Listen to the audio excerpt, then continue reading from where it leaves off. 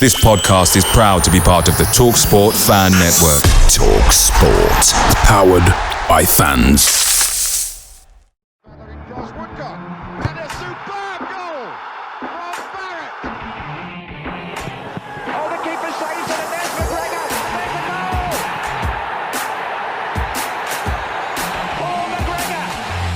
Robertson, the first time we've seen them attack them, and there's Francis! Well, that's what I wanted to see Robertson do! Robertson getting his shot in, and a goal! Robertson! Hello, welcome to this special edition of Red Side of the Trent as Forest head to Real Betis and Seville in particular for their first Europa League match of this season, a first trip in Europe for over 30 years for Reds fans and the football club. I'm delighted to be joined by James Bolam, who is a Bristolian by nature, but a Real Betis fan now at heart. James, thank you very much, first of all, for joining us. How are you? Yeah, I'm good. Not bad. It's the very hot week last week in Seville is over, and we're now down to a better temperature in the late 20s. So it's a lot more comfortable here than it was last week. No, that's great to hear. I mean, I know Forest fans have been really eager to get over to Seville because it's been raining so much in Nottingham. So I'm hoping they'll be looking forward to some sort of sun. I think the obvious question is people will be tuning in and wondering, why am I speaking to an English bloke who supports Real Betis of all teams? So I think the first question to get us underway would be, how did you become a Real Betis fan? Yeah, so very simple. So I came to Seville in 2018 on holiday, just doing a little bit of ground hopping, really. And I went to Sevilla against Real Madrid on the Wednesday, and then I went to El Gran Derby, which is Real Betis versus Sevilla at the Betis Stadium. And I enjoyed the trip, and I was planning on moving to Spain, but I didn't know I'd end up in Seville. And I enjoyed the experience of both, but Betis was just that little bit special. But I didn't realise whether that was because it was the derby or whatever. And I moved there 5 years ago. I'm a Bristol City fan, and I want to watch football. You know, I'm living in another country, but I want to watch football regularly. So it was like, I came during COVID, so I couldn't go to both stadiums. But I'd been to both, and it was, even though Seville was winning European trophies, I mean, they were the reigning Europa League champions at the time. The atmosphere at Sevilla is special, but Betis was just that little bit extra special for some reason. And it's difficult to explain, but there was various factors. It just felt a bit more right at Betis. And Betis has got something quite special about them that makes them very different from other Spanish clubs. So I decided I would watch Betis. And at first it was like a Bristol City fan watching Real Betis. But as any Giri, which is the Spanish word for Northern Europeans, so like gringo in Latin America, as any Giri will tell you, Betis has a habit of getting under your skin. And then before you know it, you're really, really, really involved in the club. And then they become almost as important as your English team. Does it feel a little bit... I know Bristol Rovers don't quite play I'm pretty sure they've got some sort of green in their kit. Does that irk you at all, or not really? Not really. I mean, some people might say, Plymouth Argyle, but they're not really Bristol City rivals. I mean, they're as far away from us as London is. We should have more of a rivalry with the Birmingham clubs than Plymouth. In terms of geography, we might have a similar accent, but they're quite far away from us. Yeah. Although a friend of mine here in Seville, Claire, this is a weird thing. So she's also a Bristol City fan, but she's a huge Sevilla fan. She's been to 5 European finals with them. Right. And she's saying to me, she's going, you're supporting the Rovers of Seville because you've won less, you don't play in red, and it's like, and I'm like, I say to her to wind her up, I said, well, last time I looked, Rovers didn't have a bigger fan base than Bristol City, which is the case in Seville. There's more Beticos than there is Sevillistas, which they dispute, but all you've got to do is look at the membership numbers each season, and I think you'll find there are more Betis members than Sevilla members. So fair. Obviously, Forest fans travelling would have been looking at Real Betis Stadium and wondering what the capacity was, but actually you're in a different stadium this season because they're having the stadium renovated or rebuilt. You might have to correct me on that one. What's that been like in that stadium, which is obviously a larger 60,000 kind of capacity stadium? Has it been quite enjoyable so far this season? So Benito Villamarín holds 60,000, And the stadium is being mainly demolished. Parts of it are going to be kept. So it's very similar to the Camp Nou in Barcelona, where they're kind of keeping the foundations of the stands. And that's going to be a super modern 60,000 stadium with a roof. And it's going to be like state of the art for Spain. You know, it's going to be more modern than the Bernabeu and the Camp Nou, because it's going to be built like 2 years later. So the club has moved to Estadio Cartua. Now, Cartua is a stadium that was built around 20, 25 years ago because Seville was bidding for the Summer Olympics. They didn't get it. No surprise there, because who wants to do track and field in 40 odd degrees, which is what you get during the summer here.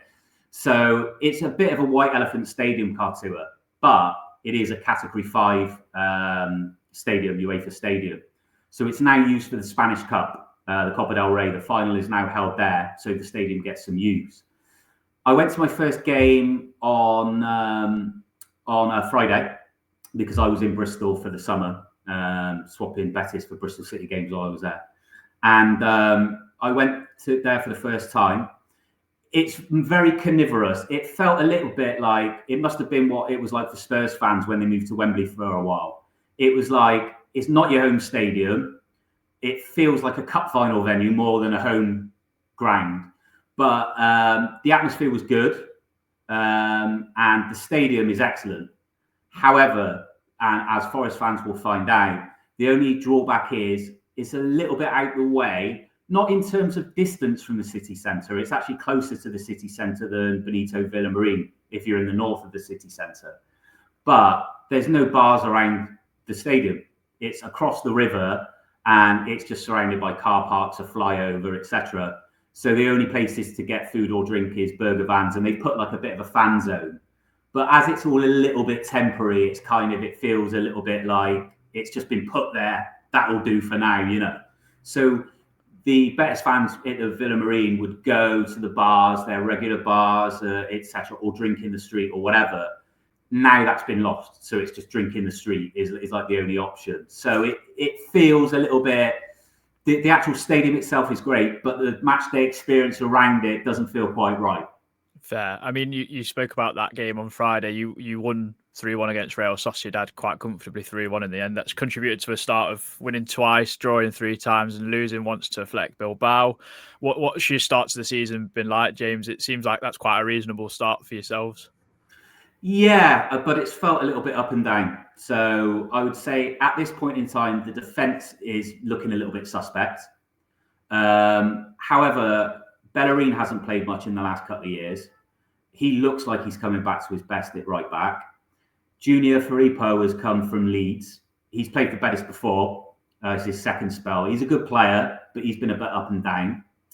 Marc Bartra and Nathan, the Brazilian. Nathan's kind of been bought with an eye on the future. Pellegrini feels he's going to turn into a top-class defender, but he does have a mistake or two in him. And Marc Bartra is a pretty solid defender. I mean, he's Catalan, he's from Barcelona, and he originally played for Barcelona, but he didn't quite make it at Barcelona because there's just that little percentage of him that's not quite top class. He's very, very good, but not quite top class. And Diego Llorente is a very good player. Again, he used to play for Leeds. He's coming back from injury. So it feels like the defence is a little suspect, but it feels there's kind of like mitigating circumstances as to why. We're certainly missing Isco. If anyone saw the conference final, everything runs through Isco. You know, he is the most important player by a long way for Betis, and he's currently injured. Anton has now come back, but he's looking like a player that hasn't played for a couple of months. So it's been a good start, and I think the team's only going to improve. But at the moment, it's kind of, it's a good start, but there are elements of the side that aren't quite convincing just yet. Yeah, I know. I think has Isco broke his leg or broke his ankle, NZ? So I think he was like a fibula or something. Yeah. I mean, he is a top class player. You can see why he's won the Champions League. You can see why he played for Real Madrid. I mean, he won the Conference League Player of the Tournament. So, you know, that's over Cole Palmer, you know, so he is a really, really, really top class player, but he's now 32. He's having one major injury a year at the moment. Part of that is due to the fact that a lot of opposing teams target him and he gets kicked about a lot. So it's a bit of a shame that he's been a bit unlucky, but a fully fit Isco and Betis just look at a different side. Yeah, you mentioned the Conference League. They obviously lost last season to Chelsea. Going into the Europa League this season, what are Betis fans' expectations for this tournament this year? Depends who you speak to. I mean, my expectation for the tournament is get out of the league stage and see what happens. Some Betis fans think we got a chance of winning it. A Betis fan, Carlos, I was speaking to on Friday, thinks we got a chance of winning it. I disagree with that. I think there's too many. And I think some of the Spanish fans underestimate how strong the Premier League teams are. You know, even the lower Premier League teams. You know, I would think Bournemouth could probably give Betis a pretty good game. Do you know what I mean? You know, or possibly beat us because of the money that is in the Premier League. So I think some fans are I don't know whether it's expectations. See, Betis fans are obsessed with winning trophies, but it's kind of they don't expect it. So it's like the Spanish mentality, and particularly the Andalusian mentality, which is very different from, say, the north of Spain, where it's a bit of a romantic attitude. You know, we have a song that we were singing because we're playing in the Europa League this week on Friday. You know, you have to win the cup so we can all go to Plaza Nueva, which is where everyone has a big party within the city. So it's almost a dreaming rather than a realistic expectation of winning it. So my expectation personally would be we should get out of the league stage, and then I guess it depends on how the draw goes. Yeah, obviously as an Englishman and Bristol City fan first and foremost, it must have been quite exciting to get an English team at home for yourself living in Seville. So what do you make of Forest? And obviously the surrounding kind of talk about Ange Postecoglou, because it has been a little bit of a circus is probably an understatement, but it's almost been a little bit of a circus online, especially. Yeah, I mean, I haven't really seen anything of Forest because I don't really see a lot of Premier League. So here, you know, there's one Irish pub in Seville. You have to go there to watch English football, really, or subscribe. All the bars show football at the weekends, but just La Liga or Champions League if it's on. So I haven't really seen anything of Forest. I mean, obviously, I follow English football, so I saw how well they did last season under Nuno. You know, rather unexpected, really, to qualify for Europe. And surprised he was let go, but at the same time, not surprised because, as an outsider's point of view, the owner of Forest seems a little bit, as they say here, loco. You know, he seems an emotional guy. Probably acting on his emotion of the time as opposed to any sort of like long-term strategy. So circus, yeah, a little bit. However, on the other hand, I'm actually a fan of Ange. I think I personally, I mean, I was talking to my brother about this, who watches a lot more English football, and he was saying, no, you didn't see how bad Spurs were under him in the league. You know, he had to go. But my opinion was, look, the guy's won Tottenham a trophy for the first time in a long time. Doesn't matter how he's done it, he deserves another season just for that. You know, even if they had a bad one. So I think he's a good coach. I mean, he's proved that everywhere he's gone. You know, it's the cliche now. I always win something in my second season. You know, he has been successful everywhere he's been. There is obviously the criticism that he hasn't done it at a top club. But then Spurs are a top club in England, though. So yeah, you know, you would argue they are, yeah. Yeah, so it's like it's like they had a bad league season, but what did Spurs? You know, if you said to a Spurs fan, "Do you want to finish fourth or do you want to win a trophy?" I'm sure they'd go for the trophy. Yeah. So you know, as an outsider, it's kind of like, I mean, I like the guy. I think he's just an honest, decent guy. He's quite funny. But it just all seems a bit strange for Nuno to go so early. I mean, give him a little bit more time, but it's obviously a personal thing between him and the owner, isn't it? Yeah, obviously you being an outsider, not knowing too much about the situation, Nuno basically complained about the lack of transfers when we didn't know what competition was going to play in, and then we ended up spending £200 million on the team, and he still was moaning and complaining, and it was like kind of it burnt the bridges so soon. It was very strange, and then this has all come about. It's divided a lot of opinion amongst the fan base. But from the first couple of games, I know we lost to Swansea in the cup from being 2-0 up, but with a much changed side. The games against Burnley and Swansea were very, very promising. There was a lot to be positive about in terms of the style of football. And I think it lends itself to be a bit of a better game because of how Spanish teams tend to play. They tend to play with the ball on the floor, play out the back. They don't really tend to go too direct, I would imagine. I mean, would that be the same case for Betis? Are you quite a team that likes to play football through the thirds and everything? Absolutely. Expect Betis to try and pass Forest to death. And when it's not working, it can be quite boring, because there's always, you're thinking, just get it in the box now, or someone shoot, or, and it's just always that extra pass. It's a very Spanish style. Usually it goes through Isco. So it works better when Isco is in that role. However, when Isco is injured, like he was last season, Lo Celso steps up in that role. He plays the Isco role. And then when Isco comes back, he tends to be moved further back into midfield. So Betis will play 4 at the back, 2 holding midfielders, and then 3 up top. Left wing, right wing, central striker, and a forward behind the central striker. It's a very Spanish formation. It's Pellegrini's formation. He's been at Betis 5 years now. He's only played that way.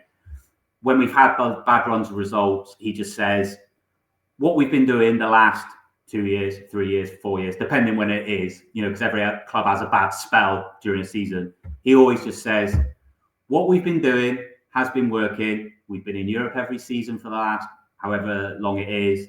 We keep doing what we're doing. Today it didn't happen. Last week didn't happen. We keep doing what we're doing, and then we start winning again. And to be fair to Pellegrini, that's exactly what's happened. It's quite funny because we had Mark Warburton on a lot long ago, and his mantra used to be, plan B is to do plan A better. That sounds almost identical, to be honest. You mentioned your team. This is the team against Real Sociedad. So would you expect this team to probably play against Forest? And I'll just talk it through for audio listeners. So it was Pau Lopez in goal, Hector Bellerin at right back, Diego Llorente, Natin at centre back, Junior Firpo. A lot of people will recognise a lot of these names. Quite a lot of them have played in the Premier League at some point. I got Sofran Amrabat in there with Pablo Fornells. Is it Giovanni Lo Celso? I never remember the two. Giovanni Lo Celso, yeah. Yeah, and then Ez Abdi left wing, Anthony right wing, and then Cucho Hernandez, who played for Watford up front, scored on Friday night. Actually, quite a good goal I saw in the highlights. Having a look, do you expect much change from this side, James? I wouldn't expect much change, no. I mean, it's difficult to get inside Pellegrini's head because it's a European tie. He's likely to rotate, but sometimes he doesn't. Sometimes he will stick with the side he had in the previous game, but he will rotate in Europe at some point. So I guess it depends on how much of a threat he thinks Forest are, compared to our other fixtures. Yeah. So Pau Lopez, now he's been rotating Pau Lopez with the other goalkeeper. I think it's Avila. I can't remember his name now because he hasn't played much. No, and he's new as well. But he's been rotating those two. I think Pau Lopez, from what I've seen, is the better goalkeeper. Our other goalkeeper, he was playing for Las Palmas, and 2 seasons ago he was the best goalkeeper in La Liga, more or less, apart from Courtois. He's one of the better ones. And Betis came in for him. He had 1 year left on his contract, and he's from the Seville area. He's a Betis fan, and he wanted to go. And Las Palmas said, "You're not going." Turned down the bid, and he said, "Well, I'm not signing a new contract." So they said, "Okay, we can just go in the reserves." So he's been training with the youth team in Las Palmas for the last season. So he's looking a bit rusty. I would expect Bellerin to play. Nathan and Llorente's coming back from injury, and he got taken off at half time. So that would depend on his fitness. I would suspect Mark Bartra will probably come in. Junior Firpo, I would say, like you said, there's a lot of players that have played in English football. So I would expect him to probably go with players who know English football. Yeah. So I would say that side is likely to be the same side. He may make 1 or 2 changes, but you can more or less expect that, I would say. Yeah, I mean, Pau Lopez even had a loan spell at Tottenham. He didn't play, but he would have had like sights of North London, I guess, and what have you, and maybe just roaming around. But yeah, no, it's an interesting one with how many Premier League players are in there. So I'm expecting kind of almost like a Premier League sort of style game, I guess. So yeah, no, I'm really intrigued. What's your score prediction for the game, James? Oh, difficult to tell because I honestly don't really know what to expect from Forest. If Betis plays to their maximum, they can win the game. But I'd say it'd probably be a draw. I mean, it's the first game for both sides. I'd say it's likely to be a draw. But like I say, at the back, Betis have always got a mistake in them, particularly against more physical sides. You know, we tend to struggle a little bit against Atletico Madrid, Getafe, the more physical sides. So I don't think we do particularly well against an English-style side, really. So I think this is going to be a very difficult game. But I think a draw may well be likely on the basis it's the first group game. Yeah. Neither side's going to want to lose, and a draw would be good against the Premier League side for Betis, and a good away draw would be good for Forest. Yeah, I think a lot of the fan base would be quite happy with a draw. I think Ange will probably think differently because he needs to get that win, and I think if we can win Wednesday night, which is strange, but I don't know why the game is on Wednesday night. Actually, I don't know if you know why it's on Wednesday night, but if Ange can get a win and then we go into Sunderland on the Saturday with a little bit of confidence, then hopefully that can kind of get morale up a bit because it is a little bit down at the moment amongst the fan base. But yeah, no, I think I'd take a draw away from home. Any point on the road is really good, and first time back in Europe for a long time would be representing a good performance, I'd like to think. Just for anyone that's travelling to Seville, James, any recommendations of places to go? Yeah, I mean, it depends what you want to do. But I mean, if you wanted to do some tourism, then it's a great city for that. So you've got the cathedral, where the remains of Christopher Columbus are. They did some tests on his bones because there was a bit of a debate as to whether it was him, but they believe that is Christopher Columbus. That's kind of been proven now. Cathedral is very beautiful. The Alcazar, which was a Moorish palace when the Moors ran Spain, that's a must-see. But I would advise for both the cathedral and for that to get tickets in advance because it's very popular. You've got the Plaza de España, which for me is the most beautiful monument in the whole of Spain. That's a fantastic place. That's worth looking at. And you've got Parque Maria Luisa next to that, which is a great park as well. My recommendation would be to Forest fans, explore a bit of the city, walk around. I mean, okay, you can spend all day drinking if you want, but I mean, Bears fans do that when they go away. You see them in Manchester; they're all just on a square drinking all day. You know what I mean? Yeah. So, but have a wander around the city and eat the food. The food's fantastic. So, walk around the city as much as possible. Try as much tapas as possible. In terms of pre-match, I would recommend the fans go to the Alameda de Hercules for two reasons.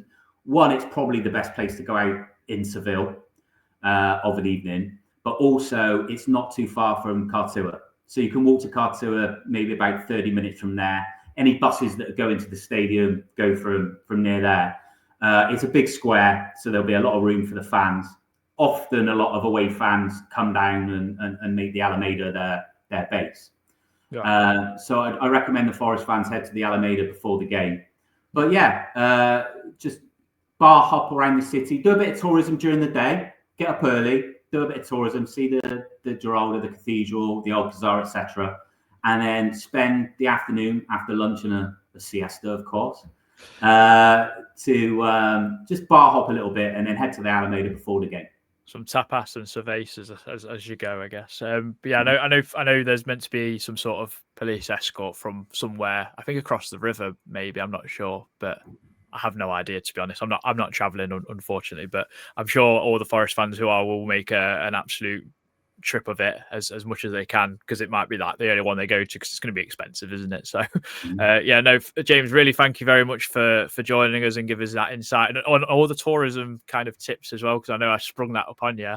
If anyone wants to check out, I know you do a podcast yourself, if anyone wants to check out that, what's that podcast? Yeah, so my podcast is called the Football Culture Podcast. And we look at football, but the cultural aspects around it. So I've got an episode, Football in Seville. So if you want to learn about the two clubs and the football culture here, that's a great episode for that.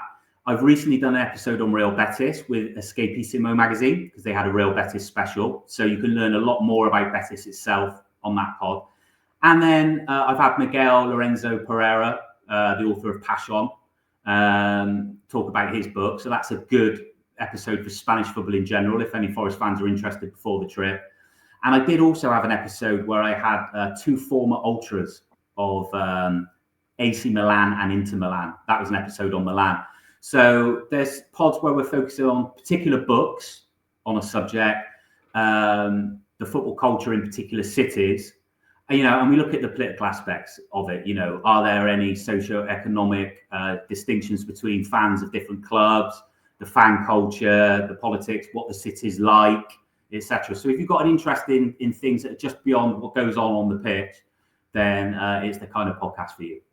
Bro, I will put all those links in the description below so everyone can check them out. But thank you very much for joining us. If you've enjoyed it, do subscribe, like for more. We'll see you in the next one when we're probably reviewing the Betis game, I guess. So until then, come on, you Reds.